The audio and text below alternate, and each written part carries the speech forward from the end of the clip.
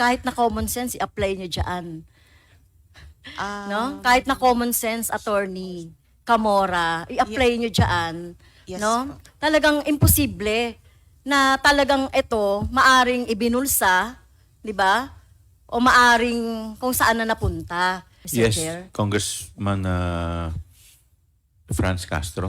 Yes, so excellent no yung pinakita nating pag-analyze nung utilization noong confidential funds in 2023 and even in 125 in 2022.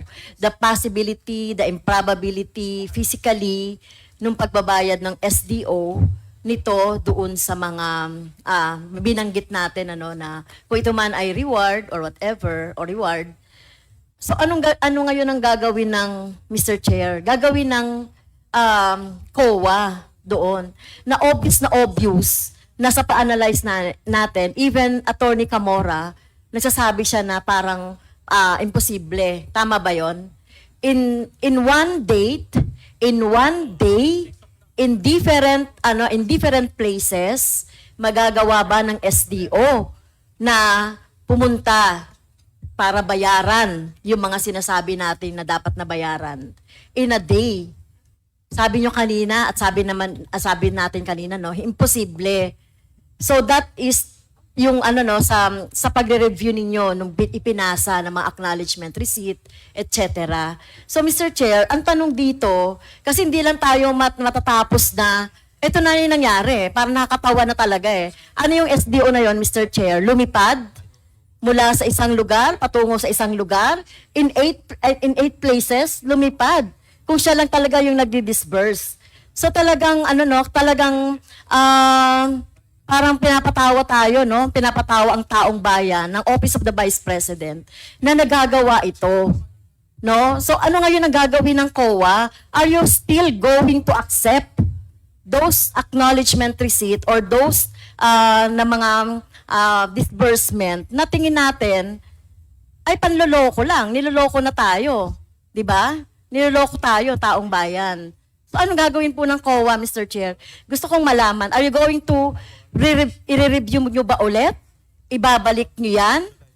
Or kailangan nyo nang magdesisyon ngayon kung dapat yan na yung pondo na ito ay ibalik yan sa pondo ng taong bayan? So ano po yung pwedeng moving forward doon sa ipinisend po ni Representative Raj Gutierrez? Mr. Chair, anong gagawin ng COA doon? Mr. Chair. Attorney Camora. Mr. Chair, actually we are thankful to the body for pointing this out to us, since for us naman po as auditors, we presume this as yung regular but since these things have been pointed out, I think we will be basing our reviews na based on what we have discussed here in this hearing. And as to the cases po ng sa OVP and DepEd, yung sa 2023 especially po, AOM pa lang po yung status nung audit actions namin, and under review pa rin po yung mga compliance nila. So we will take po in consideration lahat po ng napag-usapan natin and be more circumspect in our review. Although mahirap since yun nga po marami pong transactions, but moving onward siguro po i-apply po namin lahat ng mga learnings namin dito sa hearings na to. Although mahirap po talaga. Kahit na common sense, i-apply nyo dyan. No? Ah, Kahit na common sense, attorney, Camora, i-apply nyo dyan. Yes No? po. Talagang imposible na talagang ito maaring ibinulsa, di ba? O maaring kung saan na napunta. Kaya imposible yung nangyari na sa isang araw pumunta ka sa iba't ibang probinsya para mag-disburse. Yes, Mr. No? Imposible Yes, Mr. Chair. 'yon. At gamitin naman natin yung yung kahit na konsensya or kahit na common sense para diyan po. At gusto natin na dahil ito ay under review, sinasabi niyo hanggang kailan po, Mr. Chair, yung review nito?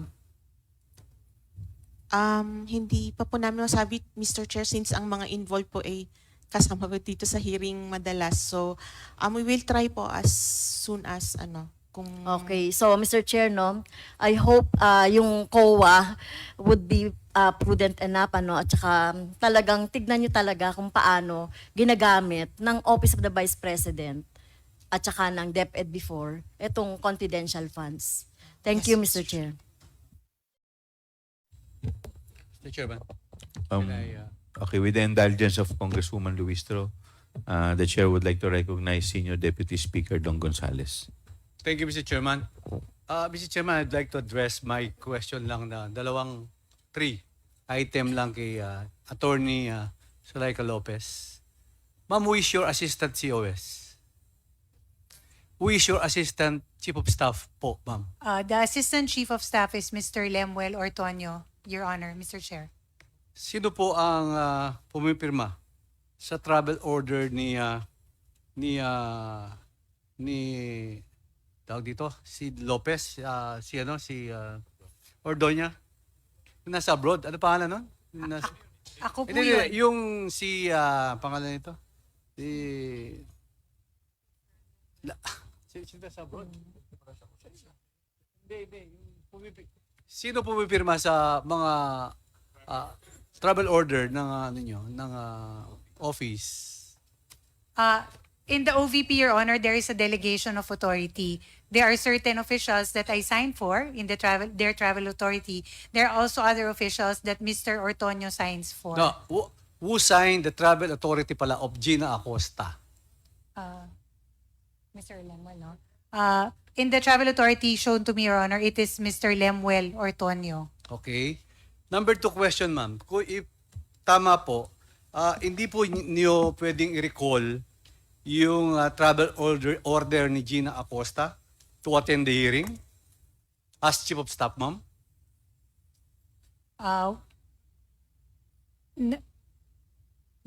Anong date na kay Gina? Ikaw ma'am ang Chief of Staff, di ba? Yes, that is correct. No, I was also asking Director Lin kung anong dates po siya yung covered ng travel authority. Okay. We will consider, Your Honor. We will consider. No, you just answer my question, ma'am. If yes, you can recall the travel order of Miss Acosta, ma'am. You are the boss. I was not the person, Your Honor, who issued the travel authority. Precisely po. Precisely po. Yes, So but we meaning will- to say, if you cannot answer, they're not really using the travels. Umiiwas lang po sa pag-attend nitong hearing na to. Tama ho ba? Your Honor, like I mentioned earlier, kakabalik ko lang ho. I will have to study and look into the matter. Okay, I have 2 questions. Number 1, kung yes, you can recall the travel authority of Ma'am Gina Acosta. And number 2, kung hindi, iniiwasan lang po umattend dito sa ating hearing ng good government. Tama ho ba, Miss? Your Honor, as to the earlier suggestion on your end to recall the travel authority, I will look into it, Your Honor, and consider. But as I mentioned earlier, kakabalik ko lang ho sa opisina, and the travel authority is not something that I saw and have gone through. Ngayon ko lang po nakita through the phone of Director Sanchez. But we will consider Your Honor's recommendation. Yes, please. Give me the date lang po kung kailan pinirmahan ng assistant COS nyo yung travel authority ni Gina Acosta. Just a moment, please.